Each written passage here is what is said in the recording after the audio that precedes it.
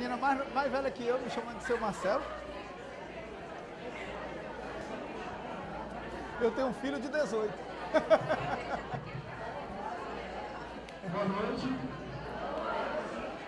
Sejam bem-vindos a mais uma noite de palestra do curso de administração da coordenação da professora Regiane Flores. Nós vamos receber hoje a palestra do ex-deputado, professor e advogado Marcelo Ramos, que vai falar: o sucesso é não desistir, o que eu aprendi na corrida. Peço atenção. Nosso futuro prefeito. Bem, essa parte não estava combinada não, Cezão. Mas valeu. Bem, pessoal, boa noite a todos e a todas. Eu quero primeiro agradecer o convite do professor Adriano, agradecer a instituição FAMetro por abrir espaço para esse diálogo. O professor Adriano me ligou e aí, na verdade, pelas redes sociais, perguntou se eu me dispunha a dar uma palestra aqui na FAMetro para os alunos de administração. E eu perguntei sobre o quê, né? Porque geralmente eu sou chamado para falar ou de política, porque fui político durante muito tempo, ou de questões relacionadas ao direito, porque eu sou professor de direito constitucional e sou advogado por formação. E aí o professor Adriano me lançou o desafio, né? Falou: não, Marcelo, eu quero que você fale de persistência, de perseverança, das pessoas acreditarem que é possível superar os desafios, desse momento de crise que a gente está vivendo, uma crise ética, hoje um senador preso, mas também uma crise econômica que tem tirado o emprego das pessoas, que tem mudado a vida de muitas pessoas, né? Eu imagino quantos colegas nesses últimos dias vocês viram abandonar a faculdade por não conseguir pagar a faculdade, quantos perderam o emprego, quantas famílias estão passando tanta dificuldade. E aí eu fiquei imaginando sobre o que falar, né? Como passar uma mensagem de esperança, de superação de desafios e tudo mais.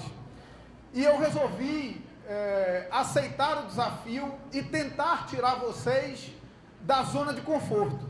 A zona de conforto de vocês é o debate acadêmico, é o curso de administração, é a esperança de encontrar aqui uma palestra de alguém que vai falar de métodos de administração, de métodos de eficiência, de métodos de estudo, de métodos de alcançar os seus objetivos na vida.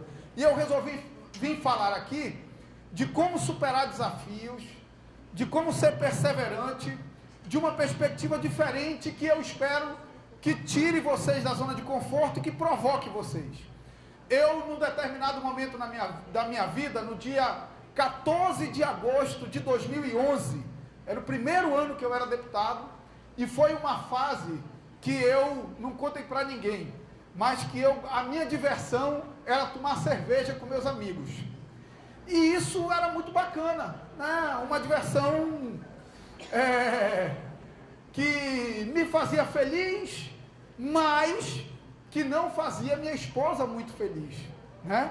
Porque às vezes passava da hora, não chegava em casa, chegava tarde demais. No sábado de manhã, geralmente era um dia perdido, o domingo de manhã, geralmente também era um dia perdido.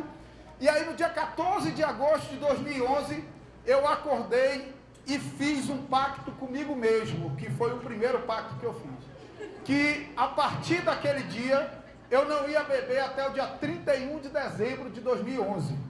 O acordo era só até 31 de dezembro de 2011. E aí, a partir dessa decisão, eu precisava ocupar o tempo que eu tinha de convivência, ou no bar, ou em confraternização dos amigos, com alguma coisa. E eu resolvi ocupar esse tempo correndo. E eu vou falar um pouco de como essa experiência da corrida mudou a minha vida e como essa experiência da corrida me fez tirar uma série de lições que eu levei para a política, que eu levei para a minha vida profissional, que eu levei para a minha vida familiar e que eu carrego todos os dias comigo. E a ideia é provocá-los um pouco a partir dessa perspectiva da corrida, tanto que eu sugeri ao professor esse tema: o sucesso é não desistir. O que eu aprendi com a corrida? Eu quero aqui primeiro perguntar de vocês, quem aqui já correu 5 quilômetros? Olha um bocado. Quem já correu 10 quilômetros? Quem já correu uma meia maratona, 21 quilômetros? Verdade? Quem já correu uma maratona, 42 quilômetros? Só o Alan aqui, ó. O Alan já correu, meu convidado. Tirando o Alan, que é meu convidado, ninguém aqui correu 42 quilômetros, né? Agora, quem aqui correu 42 quilômetros depois de pedalar 180 quilômetros e de nadar 4 quilômetros? Alguém aqui? Pois eu já fiz tudo isso e nós vamos conversar sobre isso. Então, vamos lá. Eu quero começar essa conversa respondendo duas perguntas que sempre me fazem quando eu falo de corrida. E sugerindo a vocês um livro muito bacana, que é um livro de um escritor japonês, que hoje é um dos escritores mais famosos do mundo, e que por coincidência, ele é corredor e triatleta.